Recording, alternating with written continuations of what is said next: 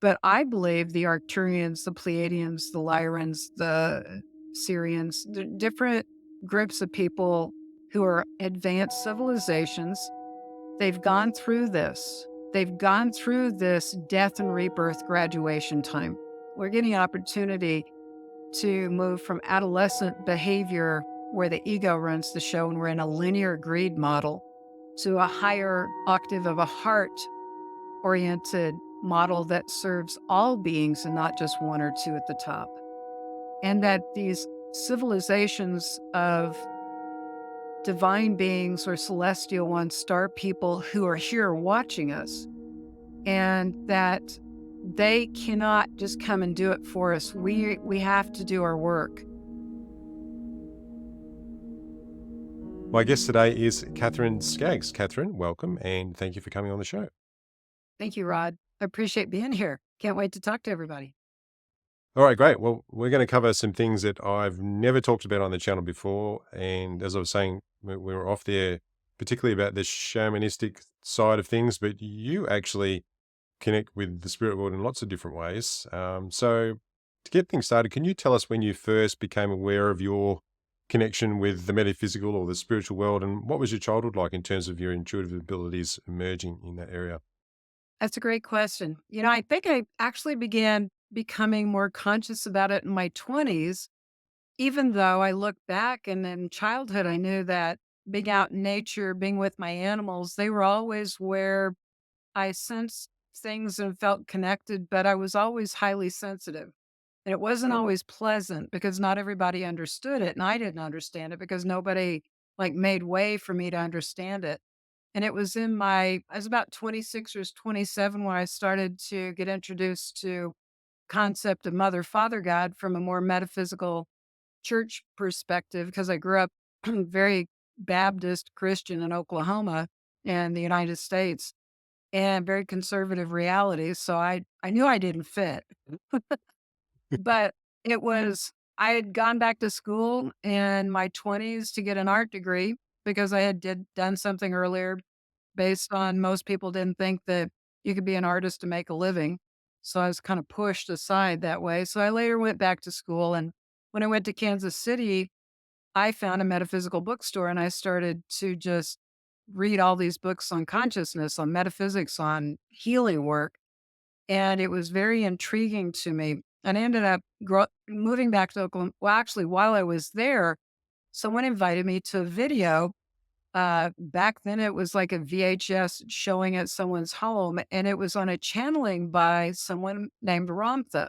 So I don't know if you know who Ramtha is, but this Not heard gal, of them. JC Knight, back in the 80s, channeled this big masculine deity guide kind of guy.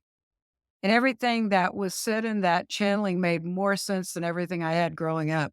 So that started my path of curiosity.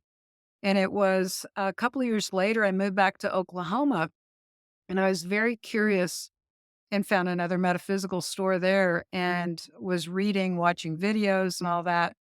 And because I didn't know how to make a living as an artist at the time and all my friends were buying houses, I'm like, I'm kind of feeling like a pauper here. I got a traditional job working in actually financial planning, but I was applying all these prosperity universal consciousness rules to what I was doing. I became pretty successful. And so I remember one of the guys coming in and saying, "What are you doing?" And I pulled out this video on prosperity based on universal laws and truths. And he's like, "Oh, okay." So we ended up going to a psychic fair after that together. And I was in my 20s. I was hungover. I'd been out partying the night before. I thought I'd stay 15 minutes. And I ended up staying all day. And this really was a significant time for me because I was curious, but I was discerning. I didn't know whether to believe these people or not. And I went to all these free talks they gave on reincarnation and on dream interpretation and Atlantis. All these things were very interesting. And then I got a crystal ball reading by this gal. And I remember sitting there with her doing this reading for me. And I think I'm 27 at the time or so, and she knew so much about me, said all the right things. And I'm like, oh my God, how did you know that? And she says, you can do this too. And I said, "No, I cannot. I can't do this." She said, "Yeah, you've just forgotten. By the time we're 7, our conscious mind starts shutting down to our inner levels or the subconscious, our knowing, because of our culture or our parents or whatever our conditioning is around us. They say, well, it's just a dream. And they don't realize that's an access point to the inner dimensions of the soul. And so we start slowly shutting down our psychic senses. So I actually ended up getting into class and uh, within a couple of weeks, I quit my job and I was supporting myself as an artist back then as a humorous illustrator and completely dove into consciousness exercises, how everything from how to move into the subconscious, opening up my intuition, ultimately getting to where I could read the Akashic records. It just opened up the doors for me, and I went right through them. It was like coming home to myself. And I became a teacher and a director of schools for this organization, which led me to Colorado, where I am now. And what was interesting, though, is the further up I went in the organization, as you know, teaching what I loved, the lessons were great. The organization itself still had a lot of human minutia that seemed to come down on the teachers and directors' heads, which didn't seem right. It didn't fit with the spiritual teachings. So I had a interesting experience. I went to one of my students who told me she did shamanic journey work, which I hadn't had anything like that done. I didn't know anything about it. There's nothing like what I've learned in the last 17 years. I've been on the path of shamanism, woven into what I learned back at that time, very, very synchronistically. Uh, but this was nothing like that. It was more like a past life kind of review or situation where she took me into a visioning process. And in the vision, what was interesting is I'd been meditating for probably 4 years or so and doing some pretty intense advanced level exercises for consciousness, but I never trusted myself back then. I had some amazing synchronicities and mystical things happening, but I didn't fully trust my ability to see inwardly. And so she took me into this meditation basically, and she said, I want you to close your eyes and imagine a hallway. Well, I could see it as clearly as I can see you right now, which was like, wow, wow. And in the process, she said, now I want you to see that there's doors all down the hallway. And I saw them. She said, pick a door and open it. When I did, I saw this beautiful garden and I looked down and I could see this little bitty fairy angel. And when I did, I had this thought. I thought, I would love to hug her. And when I did, I shrank down in size and I hugged her and I burst into light. So I know you've interviewed people with near death experiences. Well, I was not dead and I went completely into the light. My body in that room was gone. I was not in a physical reality. I was in pure white light. And I knew that the only answer was love. And linear time was gone. I was literally unaware of my body in that room on that bed for at least 5 hours. And I was in pure bliss. And I didn't have any questions because I knew the only answer was love. And I'd been struggling with the fact that I wanted to leave this school because things didn't seem quite right, even though I loved the teachings. The human stuff was hard. And so I got tugged back into physical reality.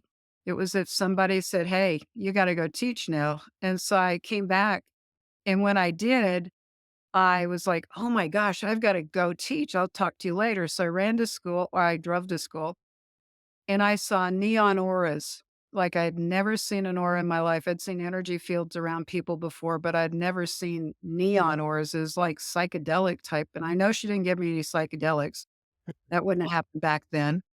And so I don't know how I taught that night. And I called her later. I said, what did you do to me? She said, well, I saw it too. And I'm like, I don't have a clue if she really did, but it changed my life. I quit the school in 2 weeks. I didn't have any angst about it. I didn't have any fear. And that was one of my first most dramatic mystical experiences. I've asked my guides since then, why can't I recreate that? I've actually, fortunately, experienced quite a bit of mystical experiences I could talk about all night long. But that one was opening of a door for me. And my guides told me that it was to help me remember what I know. And it's also taught me that no matter what life throws at us, is that love is really truly the only answer. If we can go to that higher form of divine love, that it'll always show us the way and that we are not alone. There were two consciousnesses in this place that I was of pure light. And that kind of began the whole mystery tour of what's been taking place in my life that ultimately led me to shamanism and to quite a few grand adventures on the spiritual path. So that's kind of a long answer for your beginning, but it's an interesting one, I hope. It certainly is. There, I often talk to people. Well, it seems to be just lately I've been talking to people about like taking a chance, like following their curiosity. And it seems like you did that 2 times. So the first time was when you were a financial planner, and then you kind of made that leap to go, okay, well, I'm going to go and do this thing and teach. What was the reaction? Like, how difficult was for you to go, okay, I'm just going to dump this thing that is safe, and I'm going to go this way. And then what was the reaction from your friends and family when you made that decision? I'm actually going to go back to one other instance, if that's okay, prior Hmm. to going to art school, which was really, I think, a huge turning point, which connects to curiosity, because I find curiosity is the key to manifesting or creating our world or our reality. To be curious about what you really want, not the fear. And I remember I had gotten out of art school, I'd moved back to Oklahoma, and no, it was before art school. I was out of my other original college degree, and I got a job at Safeway stores in Oklahoma in their advertising department because I wanted to get closer to art, but I didn't really know how. And I was dating this guy, and I remember saying to him, "Gosh, I would just love to go to art school for 1 year." And I was always taking classes, I was always doing my art no matter what. And he said to me something so profound, I use it in everything I teach now is, "Why not?" And I did not think all the reasons why not. I thought, yeah, why not go? And I began to explore the possibilities. And I remember telling my father, hey, I'm going to go to, I got accepted at Kansas City Art Institute. I'm going to go to art school. And I watched his brain and I watched his personality go, I am not going to pay for another education for that girl. And I was a little bit or a lot irreverent. And I thought, screw you, basically. I'm going to figure this out and go. Because I had a lot of people at the time who didn't understand or even believe that I could make that happen. And, parents didn't support it. A lot of conflict in my family at the time. I literally had an eating disorder at the time. I had to go into the hospital to do some healing work with before I could leave. And I had a therapist in the hospital who said, what if you're not ready? I said, well, I guess I can't go until I'm ready because I know I'll harm myself because I had I had some suffering that I was going through that is part of my spiritual path, actually, to unwind that and to be completely healthy and whole because of some of the trauma in my earlier life and probably other lifetimes that I was destined to heal in this life so I could help other people. So that all wove in that curiosity. So, like, quitting that job and going to support myself through art and the school of metaphysics that I was in, my family did not get it. Some of my friends, I even remember I quit drinking. I was partying a lot during those days. And I quit drinking when I got into the spiritual path. And I remember walking into my friend's house and she said, here's a beer. And I said, I'm not drinking. She said, no, here, take it. I said, I'm not drinking. And she just kept going, here, take it. And I'm like, do you not see me here? Do you not listen to me? So a lot of people didn't get it at the time. And it's taken a long time as I'm watching my life unfold to understand more about who I am, but also the weavings of, um, they don't all get it, but some people ended up on the path after all. So it was quite interesting to begin that way and to bring it back into a very conservative religious perspective for my mom. She really didn't get it. And yet there are many things she tried because I suggested, like, she got a psychic health reading. She got an Edgar Casey style health reading, which I'm like, "Oh gosh, this is," I was 20 something, I convinced her to do it. She had health problems, and, I don't know if she understood it all, but, she and my sister-in-law got it at the time. I thought, well, I was a little pushy at the time, but, it was interesting. And now when I look here many, many years later, the world around me is very harmonious to where I am. And at the time, I was really like a salmon swimming upstream trying to find who I was and find my pathway. So, and Mm. sometimes that's just the way it is for some of us to have these initiations, to have the courage to follow what's in our hearts and not be like where we came from or not be like those other people that we've called our friends, to find our authentic voice. I think that's one of the most courageous things that we have to do, and also one of the most important things we have to do. It does take courage, doesn't it? There's a certain amount of inertia that your life contains that is, that surrounding the family and friends and others. And um, it's inertia against going a different way. It's like being in a stream almost. You're sort of being carried along, but then you say, "Oh, I want to go this way." You're really going to have to swim hard initially, I think, to get out of that stream into your own one. But Yeah, it's I was interesting. very unhappy in that other life. Mm, mm. And it's interesting that in the process of you kind of shining that light around, that others have come that way as well. Yeah, I feel like my joy, and if I have a job in the world, is the way I live, is to shine the light for others to know that they can live in their heart spaces and find their way. I do shamanic healing work, I do soul portraits, I teach classes, I run moon ceremonies and a lot of things like that. I've written a book and done some other deck, a tarot deck and a oracle deck, and I feel like a lot of my purpose in this world, besides to be happy, which I think a lot of people think their purpose is their job. And I'm like, your job is what you want to do with your joy, if you can be in your joy. I mean, that's kind of simplified way to speak to it, but I'm I'm just so excited to love people now, to let them know that there's a spark within them of their own spiritual blueprint, that we all have something we came to learn. We all have something we came to give. And sometimes the places we incarnate do not necessarily support that. And so maybe part of our lesson or our journey is to leave the nest to find out who we are. And what does our heart spiritual path really urge us to do? I had a client today I did a soul retrieval and an extensive healing session with. She's a new student of mine, and she uh, she went through a cult when she was younger. She had oppressive parenting when she was younger. She says, "I don't know who I am, and I'm 38 years old." And I said, "That's okay." I said, "Once you start cleaning off all these imprints of everybody else's opinions and the things that have happened to you, you're going to emerge and find out who you are."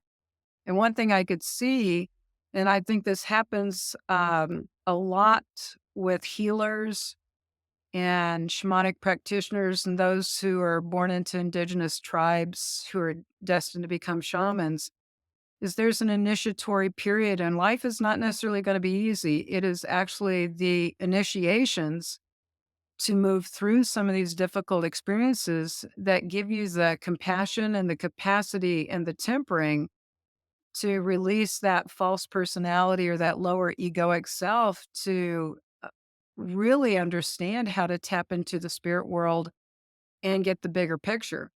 I think some of the best healers are the ones who've had illnesses or a great loss in their lives. And if you read about what makes a shaman, and I'm not going to say I'm a shaman, I'm of the mindset, unless I was born in an indigenous tribe, that shamans are chosen. I'm more of the mindset to say I'm a shamanic practitioner and have humility, because too many people think they're their title, and we don't really need that. We need people who are full of light. And so, shamans are oftentimes struck by lightning, or they've had a really terrible illness as a child, or they've had great loss. And those are the things that temper them and take them deep within to have that relationship with the divine.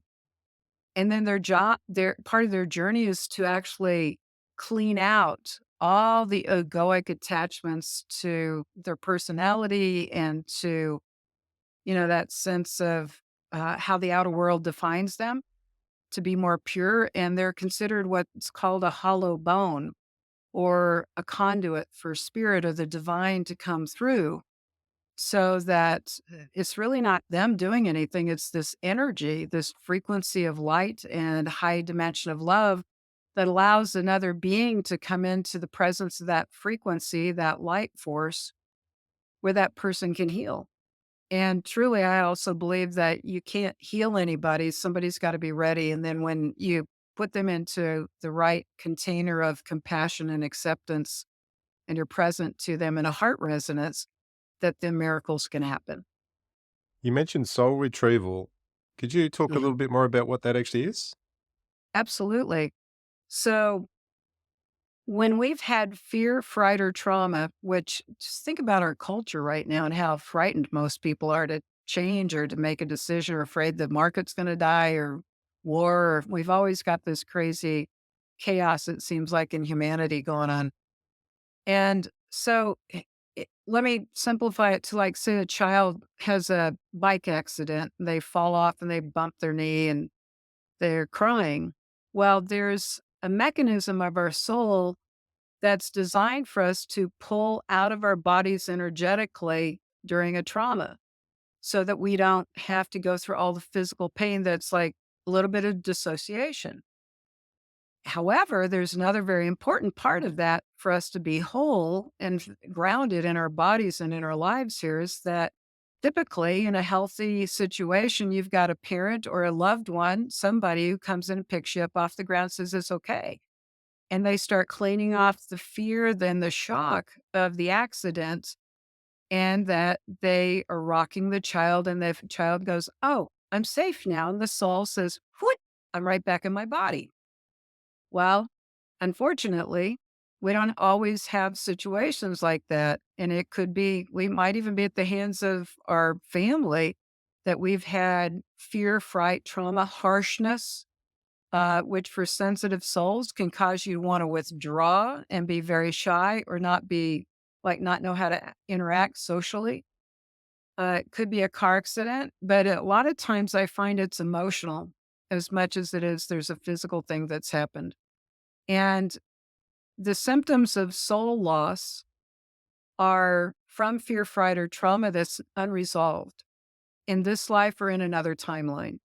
So when someone has depression or someone's like, I don't know what I want, I have no idea what I want.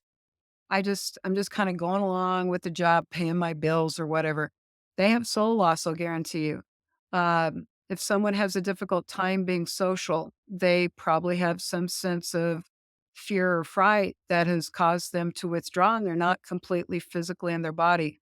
Ultimately, if this goes on, it can end up in physical health issues, particularly oftentimes it'll be the immune system takes a hit. It may hit us in different places in our body depending what we've experienced. And in our culture right now, when you think of COVID in the last 4 or 5 years, you think of the school shootings that have happened around the world. We think of the war that takes place and how angry and upset we are. And then the media that's not always used for positive, uplifting things. People are consuming fearful and frightful information, imagery, and experiences constantly. So our culture is literally in a soul loss right now. The heart and soul of humanity is struggling, and we need some hope and we need some answers. So soul retrieval is a way that shamanic practitioners, shamans, and medicine people, medicine men and women, will go in and they will help advocate on the spiritual level for these lost soul parts to come home to the individual. It can present in a variety of ways. Some of the ways I mentioned are pretty typical when someone has soul loss. I had it, and that's how the eating disorder, the depression I went through earlier in life, all those were typical of trauma and soul loss. And so my path was to heal myself and then to help others to find their way too. So traditionally in a shamanic healing or soul retrieval, uh, the practitioner, the shaman, whomever it is who's the facilitator, will lay their client down to, I ground them always and just put them in a peaceful state. I use some visualizations that might take place, but through words, singing, drumming, percussive sounds, I'm going to journey for my client, meaning I'm going to go into a more altered state and have not just me, but I'm going to call in my power animals, my spirit guides, my angels to help call home these parts of the soul that said, hey, it's too chaotic there. I don't want to be there. So I'm going to just kind of hover. And so, first of all, I want to make my client safe, create a safe container for that person that they feel loved unconditionally and that there's nothing that can harm them, that they're in a state that they trust best as possible. And I do some energetic clearing with some of my shamanic tools. But then it's always about calling in my powerful allies and helpers, which is a lot of what in shamanic traditions will do is that it's not just us, it's not just God or the divine, it's all these different archetypes or aspects. It could be angels, it might be a power animal, but they're typically pretty fierce and capable of moving to the inner levels of consciousness to go find the essence and energy of that individual who's gone through trauma and start to bring it back. But if that person's not in a safe container, it's not going to happen. I find that is number one is to create a loving, safe container that they're in charge and that I'm just in service to them. And then the magic can happen. It doesn't always happen in one fell swoop. Um, Maybe there's some shamans out there who are really good that can do that, but I think it comes in layers of what someone can accept, and it helps them start to also embody change in their life to continue to create healthier and healthier boundaries and to align with what's inside them that says, I would rather do this than that. This is more what I love, but oftentimes they don't even know what that is until they start feeling more at home in themselves. Does that make sense? Mm, this is fascinating. So the work as a shamanic practitioner that came after. Well, obviously, art has been a big part of your life, and so I'm interested in talking about the the sacred art aspect of things because I've had it, looked on Amazon at your uh, cards and books, and it's just amazing work. So, could you talk about how that has developed, and then how you got into the shamanic practitioning side of Yeah. things as well? Absolutely. Thank you. So I've been an artist my whole life. I remember I got pictures of me drawing when I'm 3 years of age. And it also was like something that kept me safe in my home that felt chaotic. I would always go in my room and be by myself. So I drew a lot. And then I learned to paint later. And I went to art school. And then somehow my art school combined to as I started to explore my spirituality, which is interesting. But I didn't really know how my art and spirituality would come together. So interestingly, uh, after I left the metaphysical school I was involved with, I was meditating and I dreamed up or I saw in my mind this place and I created a metaphysical store in here in Fort Collins. And it started out very small and became pretty big. My first store, I had two of them. And what was interesting is that I remembered being in the store and seeing artwork by Alex Gray and Susan Boulay. I sold their posters and some of their books. And I thought, I think I'm supposed to do something like that because their art combines spiritual expression with their ability to be a beautiful artist. So I prayed about it. And while I ran my metaphysical store, I didn't hear anything for a year, I think. And then one day while I'm just in the store, inwardly, I'm clairaudient for the most part, and Claire's sentient. I can feel things. It's funny, I always thought I couldn't see things, but obviously I can because I paint stuff. So I remember hearing inwardly soul portraits.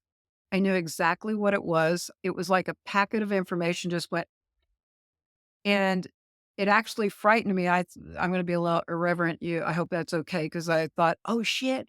I had, like, 9 psychics who worked out of my store. I was like, I don't want to be in the hot seat. Oh no. I have to, because it was like, you're going to sit and do these spiritual essence paintings of people. They're going to help them remember who they are. You're going to tell them stories that might be past life or might be about their, their gifts. And I thought, "Oh, no. Oh, no." I was like it scared me because I was afraid I'd be wrong, and I didn't wanna be in the hot seat. I'm like, "No, I'll teach people. I don't wanna do that." So, I was starting to dink around or mess around with my paintings, in that time period too to see if I could do some of my first, visionary art pieces, and I have a piece that came through in that time called Guardians that was really one of my first, and that was much easier because I didn't have to sit with another person. I was intimidated that I needed to do a reading besides a painting. And so a number of years passed, and I'd gotten that guidance and I'd started exploring my artwork, and I got sick. I'd owned my store for like 7, 8 years, and I went down. I got really ill with chronic fatigue and fibromyalgia. I I ran the candle at both ends and I just got sick and I went down. I didn't work for a year. And I had done some painting during that time and I finally I had to get back on my feet. I started working at a bank and then I worked at a car dealership. I was doing all this stuff going, where did Catherine go? What in the world? So I had this crazy dark night of the soul. And I ended up working in corporate America for a couple of years, got back on my feet, and I quit painting for 5 years. I was doing digital art. And I had an opportunity to do a second metaphysical store, and I was financially back on my feet because I pretty much lost everything. I really went through a deep, dark period. And when I got back on my feet, I had the opportunity to open this second store, and it scared me to leave a secure job again. But I was miserable there on the other hand, even though I had money in my pocket again. So I ended up coming back to Fort Collins, opened this store, and this artist that you would love her name is Shiloh Sophia. She's an amazing visionary artist out of California in the United States.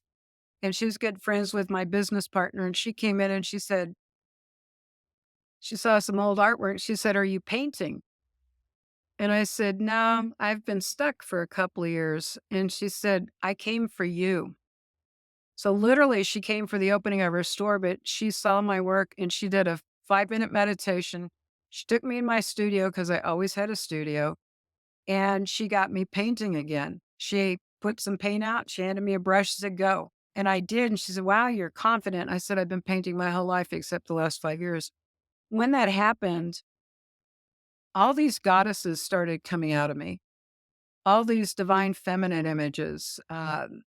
Black Madonna and Child. It was my own journey, I think, of healing, my divine mother and my inner child self, and it was all to me about connecting to this higher divine feminine imagery and healing my little girl, but also the inner Christ. I feel strongly that that is within all of us if we can wake it up, and so that started everything flooding out of me. And earlier, like 10 years earlier, when I had just started my metaphysical store, this gal named Sage Holloway had come to me and she said, "I think you're the artist of a divine feminine tarot deck I've been wanting to do since I was 17." And she was older than me. And I was in my 40s at the time. And she's like, I said, "Okay, great," back at that time. But many years passed, no painting for a while. We lost touch. And then when I started painting again, I had this store. Sage came to me and she said, "We've got to do that deck."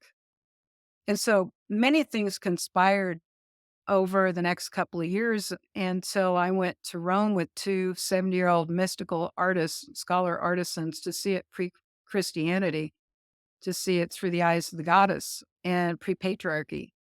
And when I came home, I said, I finally got the message. And in 18 months, I painted 78 paintings for the mythical goddess Tarot and birthed that deck in 2008. Wow. So, kind of long story, but the mysticism, the spiritual path ultimately was like that was my purpose as an artist was to tell stories and to convey the sense of the divine beyond what we often can conceive in our own experiences. and to get to know. And I began channeling in these goddesses. I realized I'm not just an intuitive, I am a channel for I had some pretty crazy mystical experiences with um Pele and Isis and White Buffalo Calf Woman. I painted 22 goddesses. I was getting to know their stories and how they intersected with the symbolism of the tarot. But when I remember sitting down to paint Ishel, she's a Mayan moon goddess and she's in our deck as the moon card. And I kept looking up pictures for Mayan women and I'm like, these are modern. This is not what she would have looked like. So I actually had Sage go to the library and get an archaeology book on Mayan ruins so that I could find an image that connected back when people worshiped her eons ago. And when I did, it's like psychometry. It's like she told me who she was. I could feel sense. I go, there she is. And when I began to paint her face on this big 3 foot by 3 foot canvas, I began to weep because I felt her gratitude coming to me for telling her story. And at the time, I had broken up from a relationship, so my energy system was a mess. I couldn't keep it together. And she gifted me 2 jaguars to walk with me. I had this incredible conversation with her besides painting the painting. And her name actually means rainbow jaguar goddess. And she's a goddess of fertility and a goddess of patron of women and things like that. A new beginning, springtime, planting seeds. And so I remember leaving my studio to go home that night, and I could feel the female jaguar beside me and the male before me. I literally went into bed that night, and the female got on bed with me, and the male sat on the floor. And I'm like, oh, I had no clue I could connect in that way. That was another magical, mystical tour that began with the artwork. And it was during that time that I'd started painting these again that I said, okay, I surrender. I'll do soul portraits because I thought my guides would probably kick my butt if I didn't listen this time. I thought, I'm on board. I surrender." And so in the last 20 years, I've probably painted 3,000 soul portraits, which is amazing in so many ways because every soul that I sit with, um, you're a muse. You're full of it's like you let me tap into your library psychically and spiritually to reflect your light. I'm not there to see anything else. I'm not there to see the bad times. I'm there to lift, to be a vessel to reflect your beauty and your divinity back to you through energy, color, and then story. And I realized I'm an interpreter of energy because I always thought it's more like I feel the energy and then I get the story coming in of the essence of someone.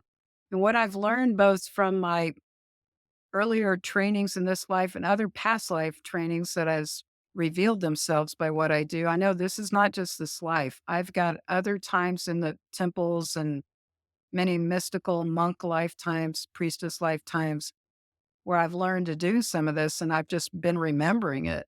And is that when someone hires me to do their soul portrait and I get to sit with them, it's like our energetic libraries are sharing information.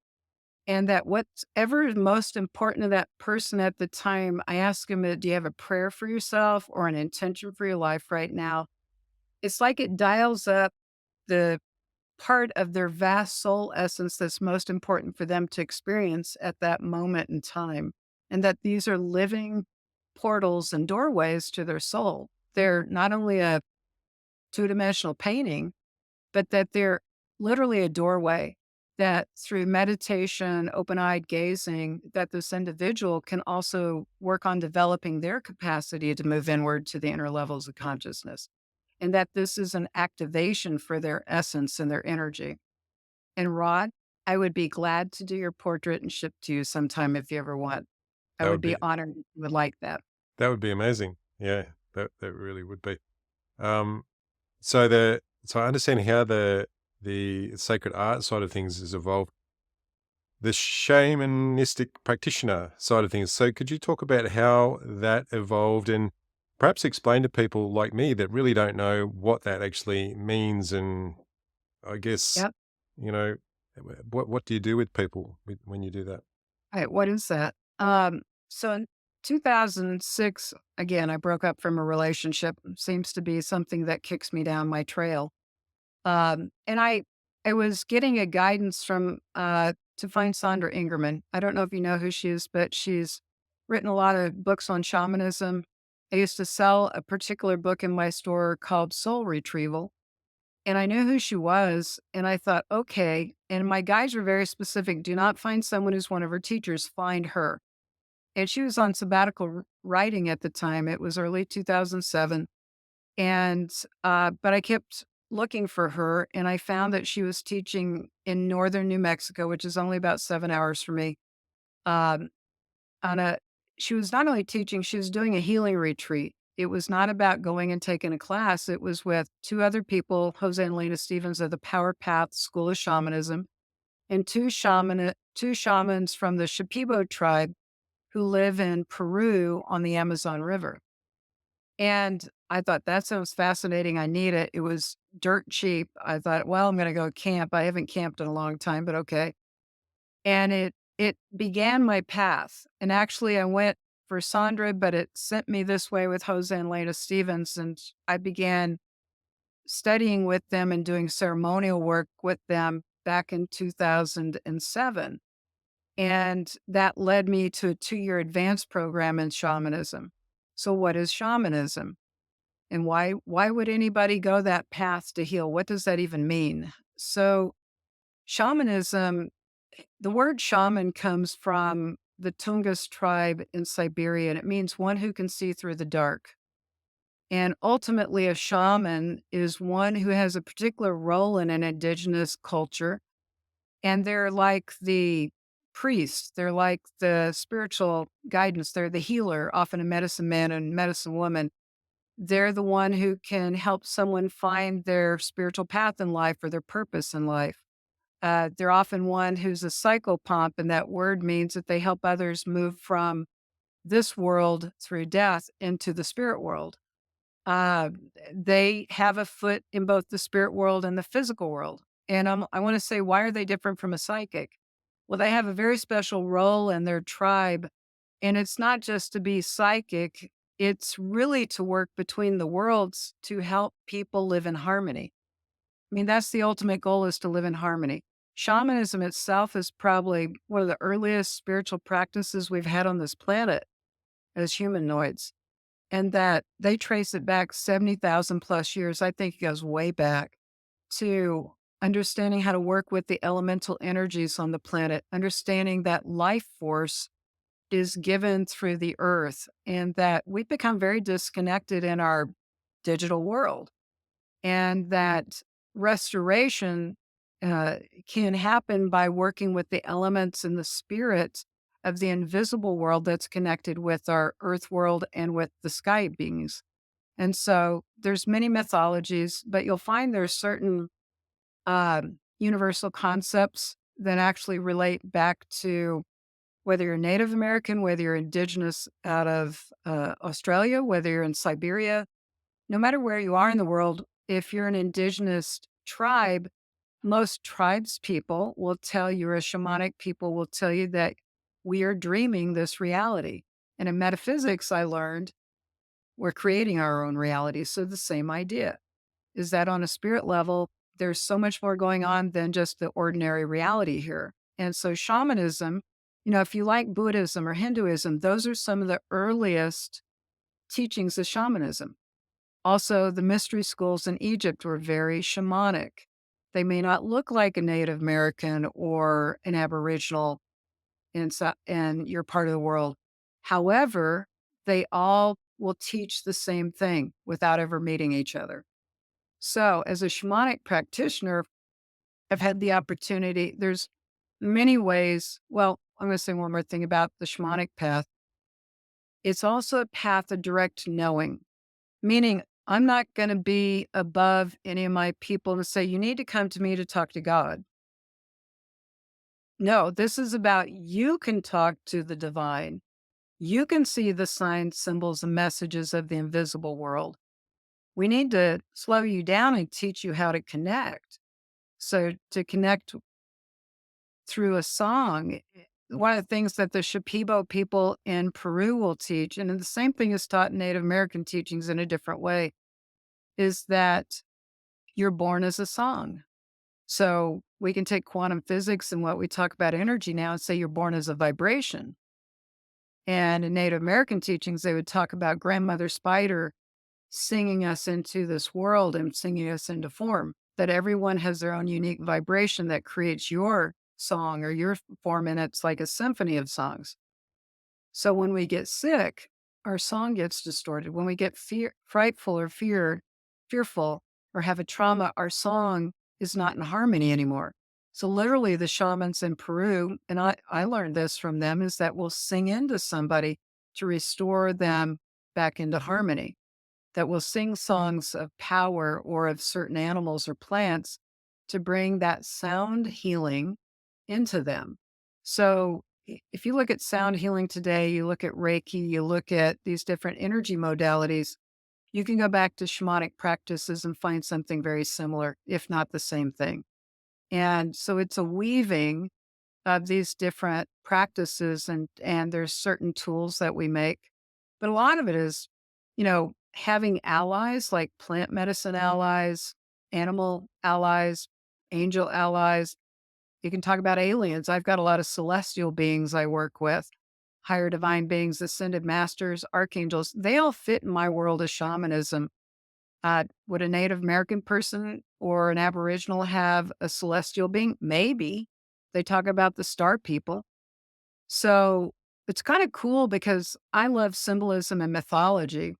And I'm finding that behind all of that, there's a weaving of storytelling, and that helps us understand ourselves as dreaming this reality, and that there's mapping systems through shamanism and dream interpretation and these other things about how to live well in this world. That there's many teachings and the many practices.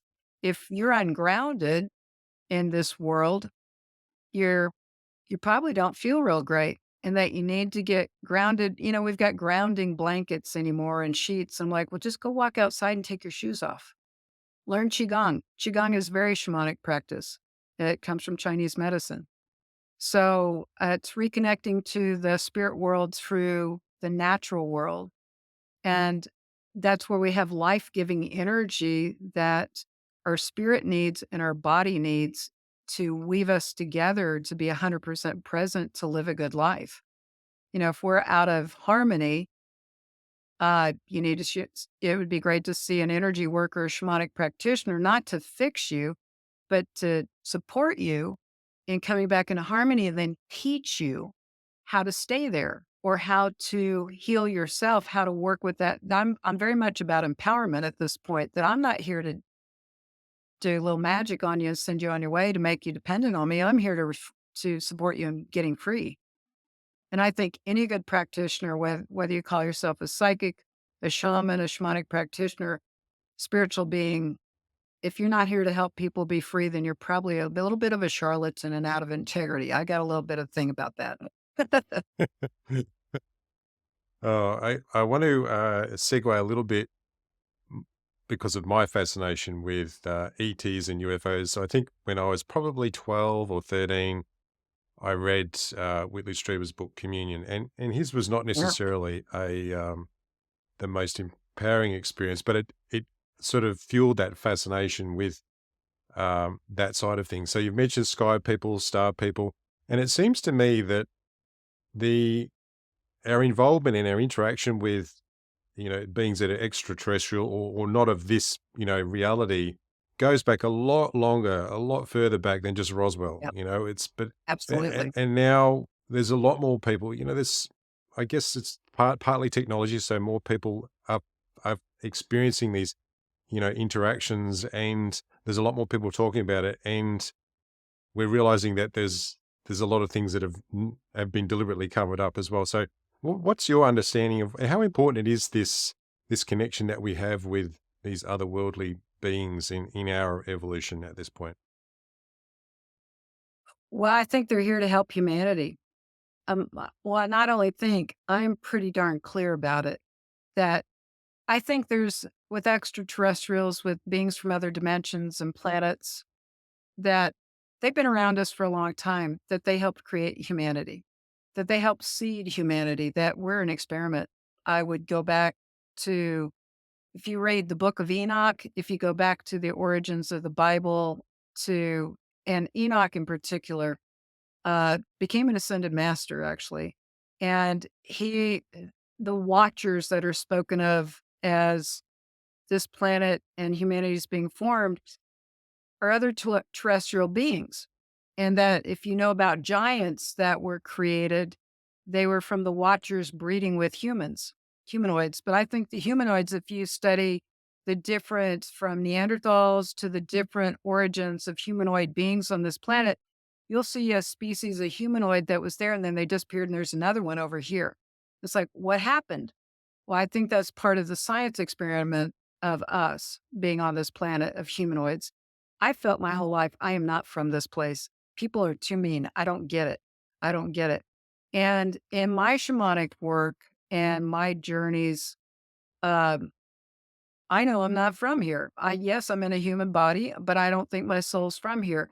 And I'm just, I've never talked about this on a podcast, I don't think personally, but, the Arcturians and the Pleiadians and the Syrians, I'm very familiar with them, because I think I've traversed their cultures spiritually.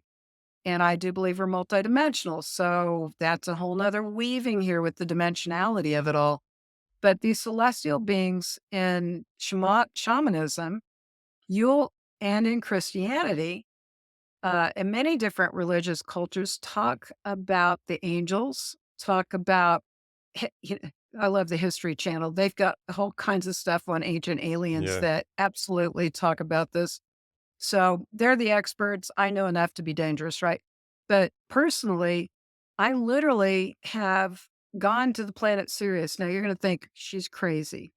And I'm like, well, no, I've had some pretty mystical experiences, and Egypt has been a place that I've had repeated mystical experiences around. Like, I was in a training once for energy work, and I went back to my hotel room, and all of a sudden, I'm in the temples. I was there. It wasn't a memory. And then I'm back in my hotel room, like, whoa, Wow. what happened? I talked to my teachers the next day, and she said, "Oh, yeah, I know." And I said, "What?" She said, "I know, I was there." I said, "Yeah, I saw you there, but you know too?" And it was this weird conversation where I'm like blowing my mind. This was when I'm 30 something. This is half a lifetime ago for me in this life.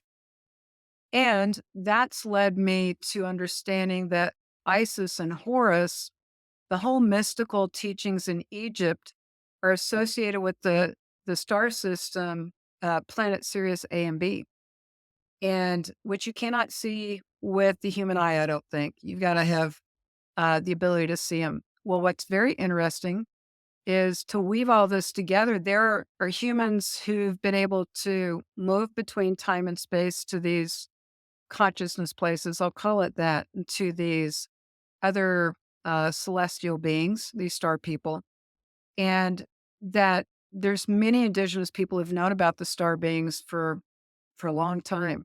Native American talk about the star people, the Dogon people out of Africa, they know about Sirius. And when anthropologists went there, they said, well, how do you have they'd see these artwork they did of the stars. They said, how do you know that? Because you need a telescope to see that. They said, oh, we've been there.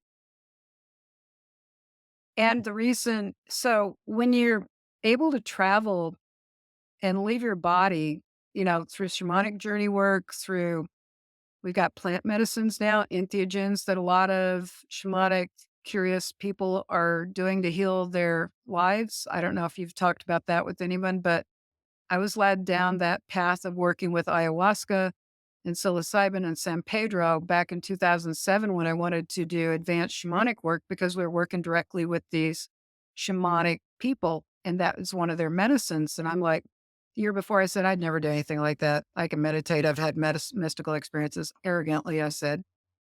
And now I work with these medicines, and they can help people touch into these realities and to converse with these higher dimensional beings. I don't need medicine to channel them. I've channeled more than a few of them in over the years in my paintings, and they give me messages. So I could tell you a million stories, but the point is, I think, to answer you is that they're here. And I think just as there's humans who don't have good intent, there's probably aliens that don't have good intent yet. Humanity is at a very important point of growing up. We are, some people consider us in the Kali Yuga or the end times, depending on your orientation. The Kali Yuga is a word that comes from Hinduism and Sanskrit, and it basically is talking about a transitional period of time. It's really about 2,500 years. So I'm like, where are we in that number of years? Because if you notice, humanity is going through some cray cray, and it looks pretty grim to some people. I don't know how people without a spiritual foundation make it through our times because it looks kind of scary Hmm. or a lot scary. And this is considered a time period of ending a dark age and moving toward a golden age. And there's probably many different people spiritually who talk about it. But I believe the Arcturians, the Pleiadians, the Lyrans, the Syrians, the different groups of people who are advanced civilizations, they've gone through this. They've gone through this death and rebirth graduation time.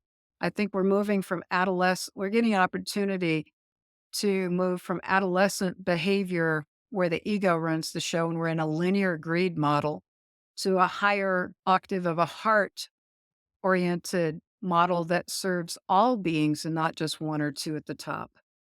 And that these civilizations of divine beings or celestial ones, star people who are here watching us, and that they cannot just come and do it for us. We have to do our work. But I think they're watching over and they're protecting, and I get a sense they're also, I'm sorry, I gotta take a drink of water,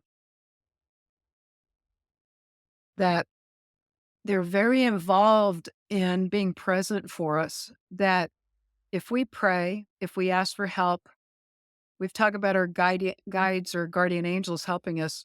How do we know that they're not these star beings? Hmm. I think these other beings who are wise beyond anything most humans can conceive, or the large majority, are present for us if we ask for help and if we're willing to do our part, is that they're there to help bring the energy in that we need. We've had all these astrological events taking place, as well as solar flares, all these different energies bombarding our planet with light. Humanity is shedding a skin, painfully in many cases, to become more illuminated and aware and conscious. And that's a good thing because it's definitely about knowing that as we do to another, we do to ourselves. And if we don't take care of the planet, if we don't take care of one another, yeah, we're going to implode. But I feel like all these celestial ones are here to give us hope. I had a really cool thing happen during the eclipse. I'm not sure, were you able to see the eclipse that No. happened? Yeah, I don't know I whether we even figured got you a see more partial, but I here. feel Yep. like I missed that one completely here in Australia. So that I was in Illinois at the time, and I know it went pretty direct over us. But I had someone taking care of my home and my dogs here. And she has this old iPhone that she does a point and shoot at the eclipse, a series of pictures over my house here. And of course, the sun and the moon, the eclipse energy was vibrant, but there was this blue orb in the pictures that she didn't notice at first. And it's just an orb, and then it turns into a crescent like this, and then a crescent like that. And then on the iPhone, there's a little setting that has motion on it just for a brief moment. The orb moved into a cloud. And I'm like, look, look over my house. Look, look, look. And then I had another friend of mine in Illinois caught something similar, and I've not seen anything like that on the news. So I'm teaching a painting class a weekend or two ago, and a being from that orb, I'm pretty sure that's where she's come from, came in and she came onto my canvas and started speaking to me. And she's bringing in light codes, is what she told me, to help humanity shift. And she's bringing it through my artwork and awareness. But she was telling me that these astrological events are part of the tempering and the transformation, the alchemy that is taking place to help shift out the old patterns to allow us to move into a new phase of transformation, of awakening that we're being initiated, and that she's letting me know that they're right here with us, that they're not far away, whoever they are. But I just got this sense of deep love of helping to bring more expanded spiritual self to the planet, and they're just cheering us on, let me tell you. So that's kind of, I talk a lot. I hope that's okay. No, it's great. I'm glad we went down that road because I find it, looking in my Kindle library, there's just a never-ending array of books on that particular topic. I could talk about it for ages, but it's hard to find other people that want to talk about it. Um, and maybe that's something I need to do something about too. So, Catherine, I people are going to want to get in contact with you and ask questions, and I assume you're open to that. What's the best way Yeah. for people to find out more about what you do and get in touch if they want to? They can go to my website. So I see my name is up there. It's just katherineskaggs.com. And I've got everything from healing work to soul portraits to actually artwork that people can buy. I've got articles online. I do teach classes. And then I have my book, Artist, Shaman, Healer, Sage, on there, as well as the Mythical Goddess Tarot and the Master's Light Wisdom Oracle, which does have celestial beings in it too. And so if you go to my website, that's probably the best way. I do have books on Amazon.com. I'm sure they must ship all over the place. And I should have a digital audio book out for my book pretty soon. We're just in the last stages of getting that edited. So love to have them get in touch. I'd be happy to answer any questions and hopefully support them in whatever they're doing. Okay, terrific. And do you have any final message that you'd like to leave people with who are watching this video? Yeah, thank you for that. I do believe love is the only way. If you find yourself in conflict, do your best to go stand on the earth and breathe out. Lay down on the earth if you need to. It'll heal you. And know that you're not alone, that there's always helpers there. And that as you pray, ask, reach out to the universe, you will get an answer. And I pray that only love holds you on your journey. Catherine, it's been my great pleasure to have you as a guest today. Thanks for being on the show. Thank you, Rod. I really appreciate being here with you.